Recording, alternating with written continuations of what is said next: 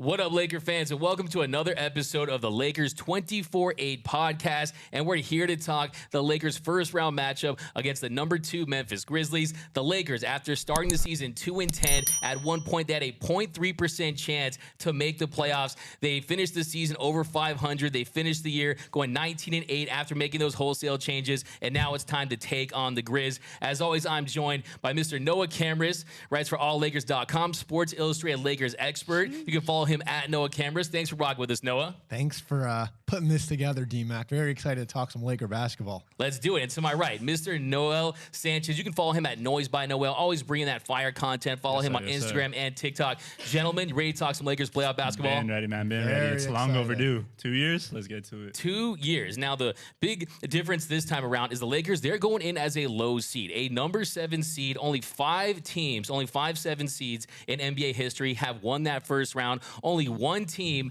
the 1987-1988 Sonics, actually won a round after winning that 7-2 matchup, and it hasn't happened since 09-010 when the Spurs beat the Mavs. So it has been a while, but this isn't your average number 7 seed. This is a team that looks completely different after the changes, after they traded Russell Westbrook. Like I said earlier, 19-8 since they made those wholesale changes, adding Vando, adding Rui Hachimura, D'Angelo Russell, Beasley. I mean, this team looks very different. But first and foremost, how are you feeling going into this series after that big win in the play-in versus the Timberwolves? Yeah, I mean, it's hard to not feel confident. Then again, that was a stressful win. That was a almost loss in a game that they probably should have handled Timberwolves a little more, but that's Laker basketball for you. They never make things easy. So you have to feel confident going into a series against a team that, yeah, I mean, the Grizzlies are a great team, but they don't feel like one of those powerhouse 2 seeds that we've seen in the past. They're not one of those teams where it's like this team's going to run away on their way to the conference final. This is a team that is young, inexperienced, and definitely has some holes that the Lakers could take advantage of. And I mean, if you looked at, if these teams were healthy all year long, it's hard to, it's easy to see that the Lakers probably could have been a little higher, and probably this would be a team that the Grizzlies would not be facing until the conference finals or at least the next round. So it's definitely something the Lakers should feel confident about. But at the end of the day, this is a really good Grizzlies team that you don't want to overlook, and they can get hot, and they play really good basketball, and they have for the last 2 years. Yeah, no, I agree 100%. I think there's 2 ways to look at it. I mean, you can look at it and say, yeah, they just squeaked by a Timberwolves team where Anthony Edwards had a bad game, and they were still out to win in overtime. But on the flip side, you can look at it and say, hey, this team has been playing playoff basketball for weeks now. They needed this 4 days of rest. But Noel, let me ask you, on a scale of 1 to 10, what is your confidence level at for the Lakers heading into this series? I'd say it's pretty high, honestly, Doug. I'd probably give them around like a 7 or 8. The only reason not going all the way 10 is obviously Memphis has one of the premier stars in this league in John Morant, and they are missing key players in Steven Adams and Brandon Clark. But just take a look at the stats. These guys love to play fast. They're number 2 in fast break points on the year, number 1 in points in the paint. So they like getting inside, and that could cause them trouble considering that one of the biggest matchups, in my opinion, is going to be Anthony Davis versus Jaren Jackson Jr.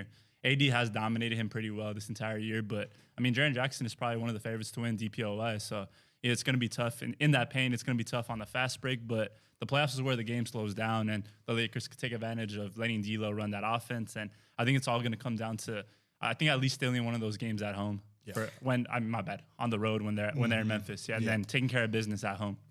Yeah, no, absolutely. And let's start right there with Jaren Jackson Jr. Like he said, he could take home the Defensive Player of the Year award, but one of his big issues is fouling. I mean, before I finish this sentence, he probably has 2 fouls in the first quarter. I mean, if you look at his numbers this year, per 36 minutes, his fouls at 4.6. That's actually the best it's ever been, but he's played in 17 playoff games, and he has only played 30 minutes just 5 times. So it has been an issue throughout his career. How big of a factor do you think that is, Mr. Camrus? I mean, that's a huge factor. Jaren Jackson Jr. is their best defender. He's, without Steven Adams, he's their best big defender. And I don't know the exact number, but his stock numbers are insane. I mean, he just stuffs the stat sheet with steals and blocks. So the game plan has to be go right at him. Get Anthony Davis the ball in the post. We got to assume the double team's going to be coming, but when that double team's not there, he has to go at JJJ. Yeah, a few times JJJ is going to get the best of him. He's going to get a steal. He's going to get a block. But if you get him in early foul trouble, that's going to open up the offense so much for the Lakers. So I think, I mean, you saw what happened when Cat was in foul trouble.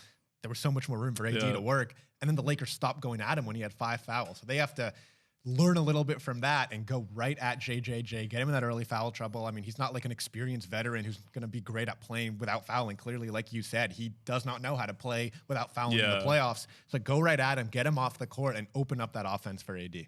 Yeah, no, that's a great point. When the Lakers got Karl-Anthony Towns into foul trouble, they outscored the Timberwolves by 26 points. If you can do the same thing with Jaren Jackson Jr., when you consider that Steven Adams is going to be out this series, Clark is going to be out this series, Lakers will have an advantage. But the next big key you have to look at is those free throws. Lakers attempted more free throws this season than any team in the NBA at 26.6 per game. On the flip side, they allowed their opponents to shoot just 20.8 per game. So that was one of the lowest in the league. So Lakers had the fourth most attempts in the restricted area this season. The Grizzlies 18th in allowing offensive rebounding. So to me, one of the biggest keys is getting to the line, getting guys in foul trouble, and also finishing inside. I mean, which player are you looking at to try to complete that mission for the Lakers? I mean, definitely Austin Reeves, like we've been seeing. Like, I think the NBA just released a stat where he has, I think, one of the best at rim percentages. You guys, I don't know if you guys saw that. Yeah, over 70%, right? Yeah, over 70%. Yeah. So, I mean, he's going to try to get the best of everybody. He's going to get inside. I think he's going to be a player that is going to try to get Jaren Jackson Jr. in foul trouble early, just like we said. And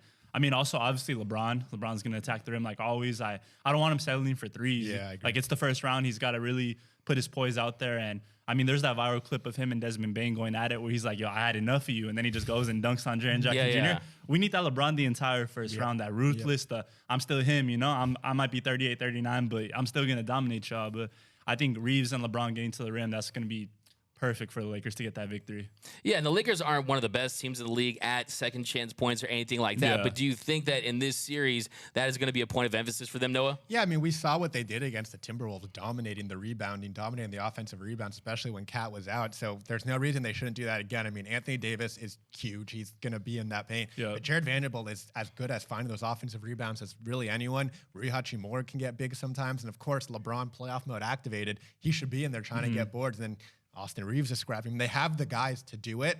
I think Vando is going to be the biggest at least. I mean, with Vando, he's either going to get the rebound or he's going to box someone out and let someone else do it. He's just so good at doing that. So I think that should be a huge point of emphasis because obviously, I mean, it's basic math. If you have more chances to score, you're going to score more points. And it's as simple as that. And the Lakers can take advantage of the injured Grizzlies and then the potential foul trouble Grizzlies, and they could totally dominate the boards, dominate second chance points, dominate the free throw line. That is the key to winning playoff basketball. Exactly. Absolutely. I mean, that's how you take advantage of their weakness. Just relentless, get to the line, make those free throws like we saw in the Timberwolves game. But next big question for this series is, of course, surrounding Ja Morant. Ja Morant, he's rested, he's reloaded. You know he's going to empty the clip on the Lakers.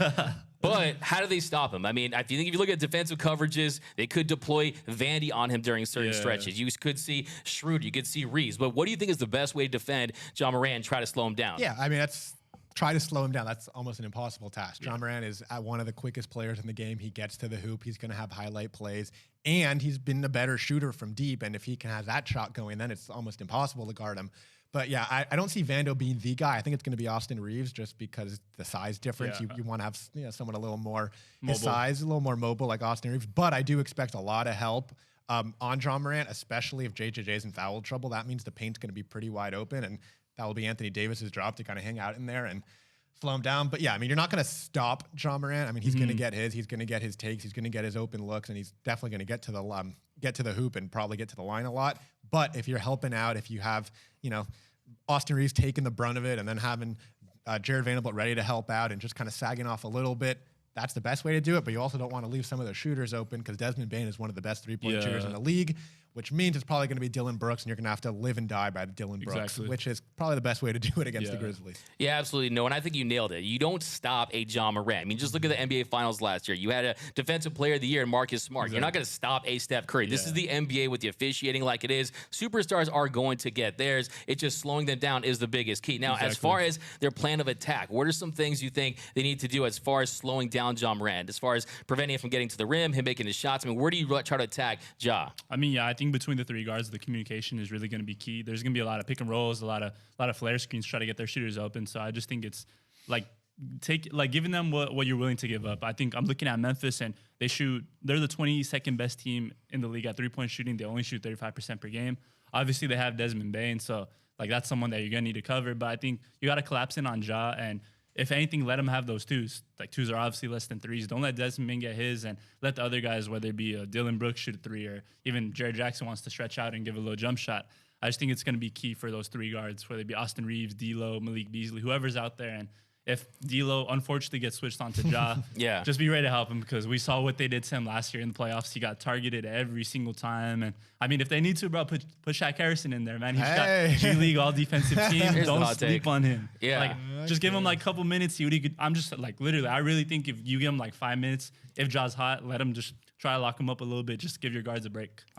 Hey, Max Christie too. Yeah, no, Max Christie showed some defense. Yeah, Max Christie, yeah. I mean, if they get that switch, he's going to be eating all day long. And I think the big key for him is if he does penetrate and get inside the lane, you're going to want to defend that. You're going to want to limit fouls. If he's going to get a bucket, just don't give him to the line, especially Anthony Davis. Also, just lay off him. I mean, we know he wants to be one of the best shooters in the NBA, but he's not a great shooter, right? I mean, he's a little over 30%. So, yeah, I mean, look, he's a guy that's so dynamic. The penetration is going to cause the Lakers fits. Also, I think a big key, too, is shot making by the Lakers. Consistent shot making is going to prevent that Memphis team from grabbing the ball and getting in transition 100%. Because we know this Lakers team, they've been the best defensive team in the league since the trade deadline, but their transition defense hasn't been great. You saw them fall asleep after that shooter three against the Timberwolves, a couple examples in there. When it comes to this consistent shot making, though, who are some guys that you need to step up? Because you know Beasley, he either goes 6 for 12 or 0 for 8, right? It's so inconsistent. Can we just get a 4 for 8 threes league game? But who are some guys you need to see consistently give them some production, Noah? Number one, 100% D'Angelo Russell. The Lakers need him to be that point guard that they saw for those first few games when he kind of took the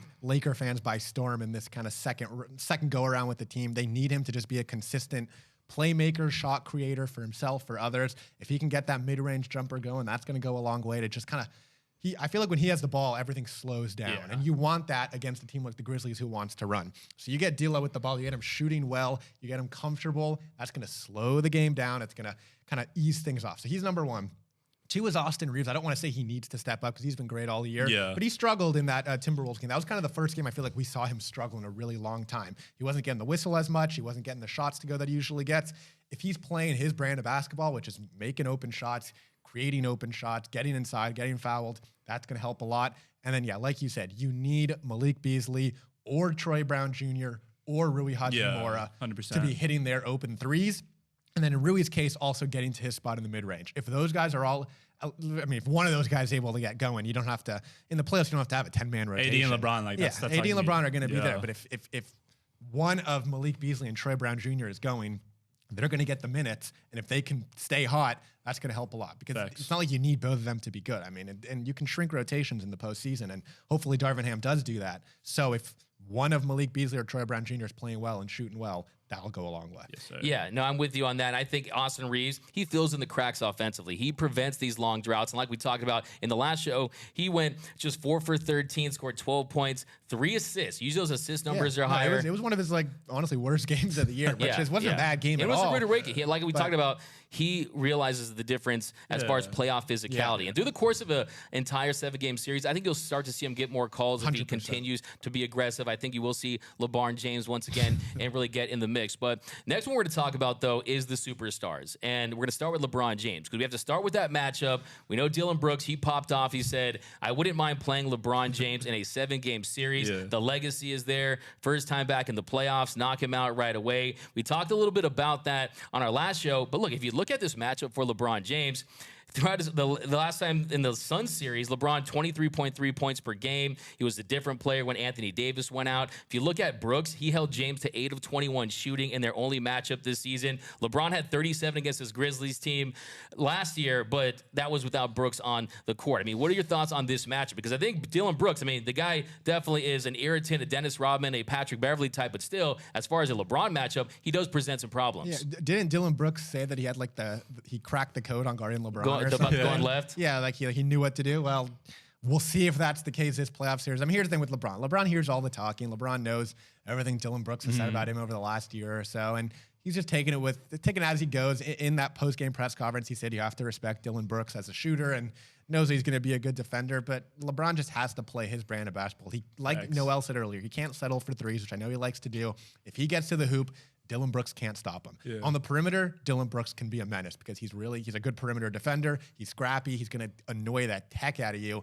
But if LeBron is aggressive and getting to the hoop, Dillon Brooks' body is not stopping LeBron from doing that. Yep. So that's the key for LeBron being good. And when he is driving to the hoop, like we saw in that last play of regulation, the defense collapses and he can find the open man like Dennis Schroeder in the corner. So LeBron's key to a successful series, in my opinion, is just being aggressive, not settling, going to the hoop. Yeah, if you get an offensive foul somewhere, so be it. But you'll take 9 times out of 10 getting to the hoop, either getting fouled, getting a layup, or finding an open man, then hoping that they knock it down. Yeah, and I think Dillon Brooks is this next edition of one of those players that makes his name off another star player. Ruben Patterson did it with Kobe Bryant, Rajah Bell, Kobe, Dante Jones. I mean, all these guys that try to link to other players to try to give themselves some more notoriety. And look, LeBron's a guy who won a Finals MVP being guarded by Kawhi Leonard. I mean, averaged 35.8 points against Kawhi, but this LeBron's a little different. I mean, Father Time has caught up to him during certain stretches. And if he doesn't have it physically, if he's not aggressive, freight trained to the basket, we do see him settle at times. We know Dillon Brooks, he's strong. He won't get bullied by LeBron. Also, if Jaren Jackson Jr. is behind him as a rim protector, he might be settling for some perimeter shots. So I think the big key for LeBron is you have to definitely trust your teammates and you have to defer when you need to. But how do you see this matchup with Brooks and LeBron? And talk about the advantage that LBJ has. I mean, LeBron won't say it, but he's definitely going to take it a little personal and just try to dominate him just based off of how Dillon Brooks has been acting over the past few months. And like you said, he's the type of player that wants to leech onto someone like LeBron and try to get his bag, try to get his reputation up, which I respect. You know, like he's in this social media area, there's no better time to do it. He's going to be able to get his name out there. But yeah, I think the key with LeBron is kind of just sticking to what he does. Don't go to that step back 3 too much. I know it's like an unstoppable move when he looks at his hand and shoots it, but he should get to the rim for sure. And like you said, defer to his teammates, which he always does. Like we just saw that Schroeder shot that he set him up beautifully for. I think if we're hitting shots, it's not going to be a problem. If Reeves is connecting, if D'Lo is playing his brand of basketball, it's going to open everything up. But it all starts with LeBron. He's the leader. He's the king. He's got to do what he does in order to help these Lakers win.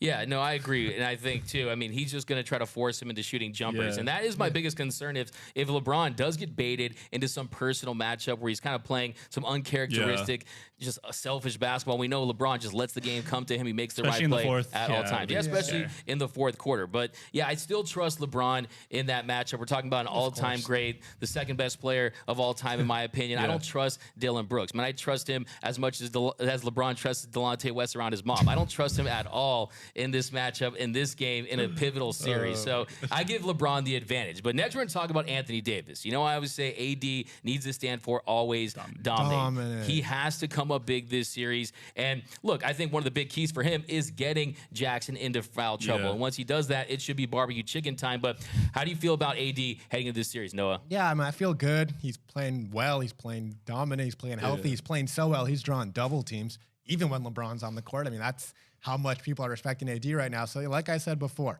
I'm going to keep it very simple. The key is to get AD the ball down low. If the double comes, he makes the right pass. If the double doesn't come, he goes to the hoop. If he misses, it's okay. You're trying to get JJJ in foul trouble. You're trying to just get shots up, and Jared Vanderbilt will be there for offensive rebounds. You'll be there for offensive rebounds, whatever it is. But the ball has to run through Anthony Davis, and once that double comes, it's making quick passes and getting an open shooter. It's literally as simple as that. 100%. Yeah, no, I agree with you absolutely. I think Anthony Davis, one issue we see, I mean, if you the last 8 games of the season, 4 of those 8 games he was held to under 20 points, and the reason for that, the double team. Sometimes when that double comes, he's not figured out early on. Sometimes he tends to just not force the issue. I think you need to put the kids to bed and put this team on his back and really play like a top 5 player, like a guy who should be in the peak of his prime. And what I look at, too, is no Steven Adams there. There's a big drop-off in Tillman and his ability to guard him. So I feel good. I think Anthony Davis, to me, should dominate this series, average close to 30 points, and really take care of business. But I think if you look at this series, it's going to come down to the margins. I mean, we know we're going to get from Anthony Davis and LeBron James. I think the big wild cards are Dennis Schroeder and Rui Hachimura, and they came up big in the playing game, and we're going to talk about them next. Because, look, if you look at you can't really expect Schroeder to make 21 points, to score 21 points, hit the game-winning shot, play great defense. What are you expecting from Schroeder this series, though? Like I said in the last show, I do think it kind of depends on how D'Lo's playing, because if D'Lo is continuing to be that playoff D'Lo who gets benched in the fourth quarter, Schroeder's going to have a huge role going down the stretch. And the key for him is playing with energy and playing with, I'd say, confidence. Because when he's on the offensive side of the ball and he's playing with confidence, running the offense, getting to his spots, finding open men, that offense looked really nice in the fourth quarter at times, of course. I mean, on the defensive end, it's all about effort. It's all about just putting your all, getting to the right spots. And he found himself in the right spots a lot of times, especially on switches, just kind of getting some steals. So if D'Lo is struggling, he's going to have a much bigger role, and they're going to need him to be that guy. Thanks. But if D'Lo is playing well, then Schroeder's going to have fewer minutes, but that means more effort in those minutes to just trying to. I think for him, the defense is more important than the offense, because if he's playing good defense, then he'll earn himself more time. Yeah. And the Lakers have more than enough guys on the offensive side of the ball. So you just got to hope that he can do his best to slow down Ja when he's in the game, and then on the offensive side, just hopefully be that kind of slowing it down, bringing confidence, finding the open men, and getting some other guys going. Thanks. Yeah, no, I think that's a great point. I mean, D'Angelo Russell, I think his shot creation is going to be absolutely crucial, especially with Brooks hounding James the entire game. Yeah. So you're going to need that. But we're talking about Rui Hachimura next, because Rui, I know you study his game very well. You like the way he played in the playing game. How do you feel about him heading into this series, and what are you looking for from him? I mean, I think he's going to be a huge X factor, just like we're saying. I think he has all the capabilities to really put the Lakers over the top. And I mean, even finish this in 5 or 6 games, if we're being honest. If he's playing up to par, he can change the offense completely. If he's hitting shots, if he's getting to that mid range, getting to that high post, playing the high low with AD. We're talking a lot about the double teams. If he's open in the corners and he's hitting shots, that changes the whole magnitude of everything. And even on defense, he has all the physical traits and he has the IQ to be able to really thrive on that end. But it's just like those late game, like little mistakes that he makes that worry me, like that moving screen he had at the end when it was just caught on the other side. That's something that I think as he grows with the Lakers in this playoff run that he needs to really like tap into if he wants to stay with us. And I think this first series is going to be a good chance for him to showcase what he could do.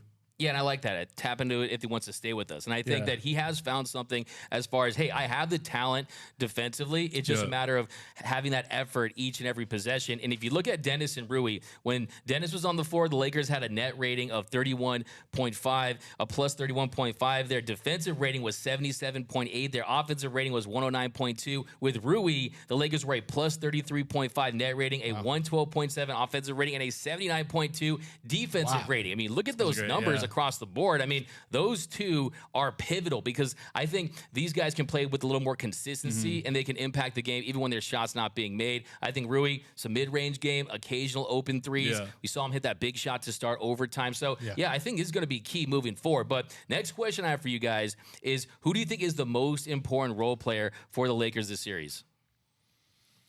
I mean, is Austin Reeves considered a role player? Everyone but AD and everyone but AD. No, sorry, everyone but AD and LeBron. I think it's Austin Reeves. I just think when he's playing well and doing all the little things, especially creating offense. I mean, like you said, if Dylan Brooks is hounding LeBron and Anthony Davis is not being the dominant guy we want to be or getting doubled and passing out, I think Austin Reeves is going to be the guy who needs to step up.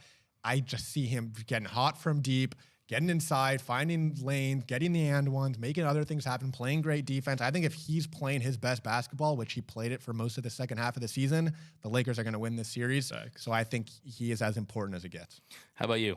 I'm going to go with Troy Brown Jr., only because I feel like he's going to be a really important player down the stretch. So I think it's important that he really finds his shot and finds his role in the team in this first series because, I mean, we talk about it here a lot, like why does Darvin Ham love playing him so much? I just think it's because he kind of fits the magnitude of like a really good current NBA role player. He's long, he's tall, he can shoot, he can defend. It just sometimes he doesn't always put it all together. But I think if he's hitting shots, if he's able to be that guy that can switch to multiple players on the defensive end, it's really going to just change things for the Lakers. And especially when we're going up against better wings down the line, if we see the Clippers, if we see the Suns, he's going to get some time guarding some of the star players. So I just think he really needs to get ready for all of that and just be himself in this first series. Yeah, I like that, Troy Brown. But what I'm going to say, probably a little bit of a surprise, I'm going Vanderbilt. I think Jared Vanderbilt, to me, is the most important role player. And the reason being is if he can find a way to make shots, he's going to prevent what Triple J can do defensively. Because we know he loves to play that rover position, basically plays it like a free safety. And if you can just keep them honest on offense,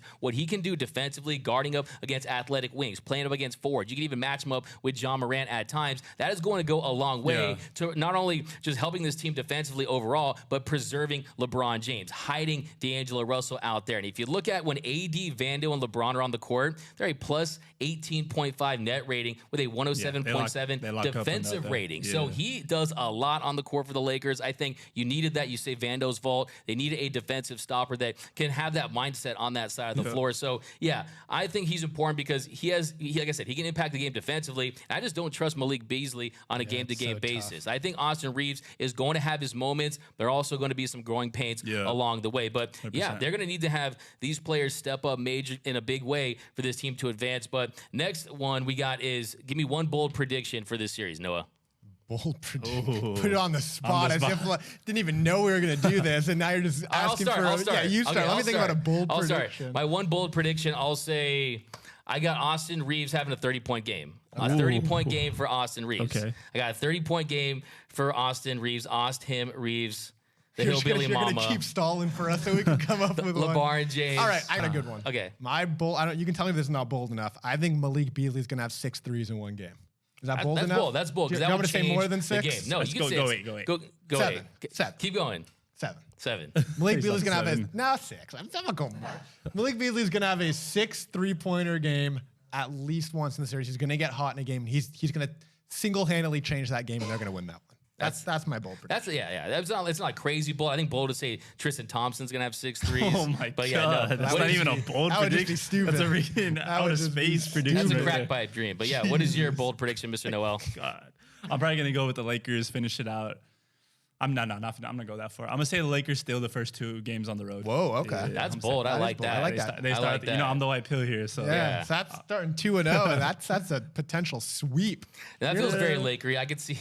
Of course, they'll win 2 on the road, then lose 2 at home. Then, well, very Lakery's losing game 1. We saw that in the 2020 run. They lost every single game 1, and it was like, oh, this series is over. And then they just came back and won the next 4. That is true. That is true. So we got our bold predictions in. Now, who will be the MVP of this series for the Lakers if they win? I think you want it to be Anthony Davis, but I'm going to go with LeBron.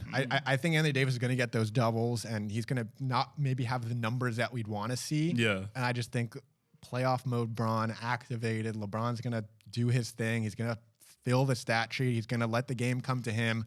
And I think LeBron's going to end up being, when you look at the impact, I think he's going to end up being the quote-unquote MVP of the series. So you got King James. Yeah, I mean, there's a lot of parallels with this series and the 2021 series. I mean, LeBron was dealing with a foot injury. Yeah. They had to have a big 3 to really advance to the playoffs. But during that first round, you saw he wasn't the same player. So for me, I'm going Anthony Davis. I think it's pretty obvious at this point. I think they're going to work the paint. I think they're going to go at Triple J, Jaren Jackson Jr. I think this is his time. I mean, this is his time to really establish himself as far as a Laker great at home. I mean, there's going to be no doubts if he can lead them to the Western Conference Final or the Finals. If he is the guy, puts this team on his back and scoring from every level, he does look relatively healthy, and I think he's in prime position to have a big series. Exactly. How about you, Noah? No, I'm going to just bounce off you. I'm going to go AD as well, just because, like you said, LeBron's still kind of getting back in the groove of things. And I think this first series is great for LeBron just to find his footing again. We saw, like, he's starting to hit some shots again, starting to get to the rim, but you know, it's AD's time to be like, Bron, like, it's all right, I got you. Like, you got me before, now I'm going to take over. I'm going to do my thing on both ends of the floor. I'm going to shut down JJJ, and I'm going to dominate him, show that, hey, even if he's the DPOY, he's not going to stop me. Because, honestly, we all know that AD could really be DPOY and MVP in the same season. 100%. Absolutely, yeah. He was on pace early this year before he went down. He has all the capabilities, all the 65 tools. Games. Yeah, it's gonna kill any. That's gonna kill anything for by award season. AD's never gonna get an award now. Yeah, man, it's gonna be all about the, what do they call it, Iron Man? Yeah, it's gonna be all about McCall Bridges gonna win every single award. He is, yeah. Played 83 games this year. But yeah, AD for me.